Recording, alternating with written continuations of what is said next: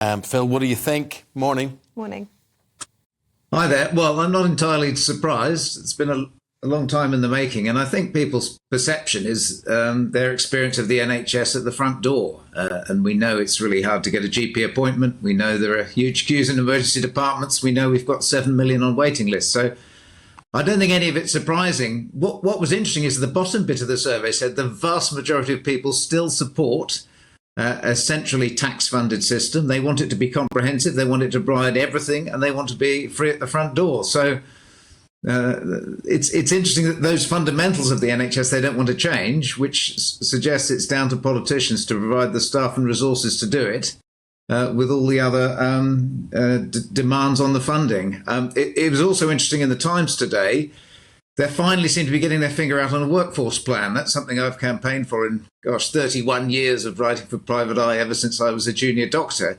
The trouble with health and social care, it is very people heavy. There's only so much automation can do. So we're always going to need adequate numbers of health and social care staff to cope with an ageing population with multiple complex needs. And we've never had a properly costed funding plan for workforce. And they're hoping to do this now. And I think the clever thing for the government would actually be to support this, because it's a win-win for them. They might say we're going to double the number of nurses and doctors and win the next election. But if they don't, they're handing over the funding of it to Labour. And so I don't see why they've got anything to lose from this longer funded plan.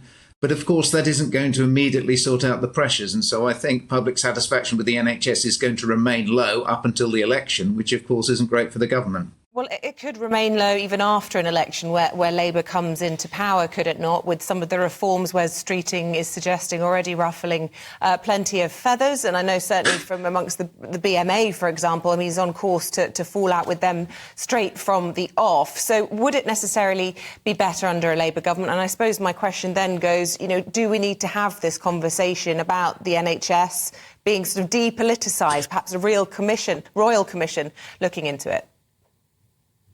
Well, it's interesting. I mean, in 31 years of following this and being a junior doctor, I've met actually lots of health secretaries who come up with wonderful reforms that work in their head, that don't work in real life. Andrew Lansley, I would say, would be the finest example of this. But Wes Streeting, by saying, we might perhaps bypass the GP, allow you to go straight to hospital with your breast lump or you're bleeding somewhere, these need to be thought through and discussed. The point is you need a conversation with the frontline staff. You need a conversation with the public.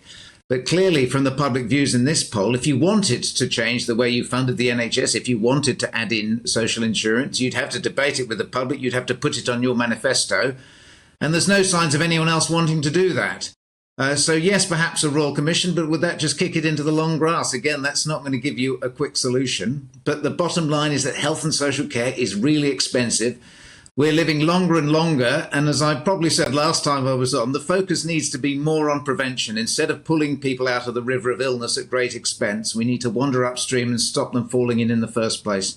We know what the fundamentals of health are. I talk about my clangers, which stand for connect, learn, be active, notice, give back, eat well, relax, sleep. There are certain fundamentals of staying well that we could teach anywhere from, primary schools to nursing homes, to try to stop people getting ill in the first place. So we need a big focus on lifestyle medicine where we all take as much responsibility as we personally can for staying well, and then take responsibility for funding health and social care, which is expensive.